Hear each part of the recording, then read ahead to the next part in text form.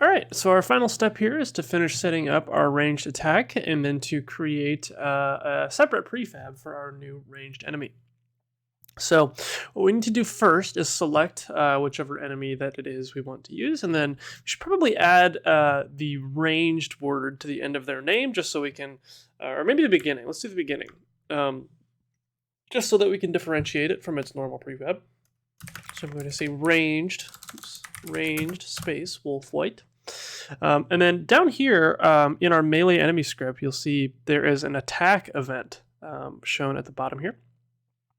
We're going to hit this plus icon and then drag our ranged attack script up into this none object field. So we drop that right there. Then using this drop down where it says no function, we're going to scroll down to where it says ranged attack and find the fire projectile method. Just like that. I'm going to go ahead and select it. And then finally, all we need to do again is just create our new prefab. So let's go to our prefabs folder and find the enemies folder. And again, this is inside resources, and we're just going to drag our ranged wolf white down here into our enemies folder. And when we do this, we want to hit original prefab. We want to make sure it's an original one. You can also, if you have enemies stored elsewhere, sometimes they get put in a folder out here, or even in your snow or whatever environment pack. You're welcome to put it in any of those folders, just wherever you know that you'll find it. But I opted to put mine in my prefabs folder. Once you've got that, you are complete. That is the final step. We just have to have that new prefab.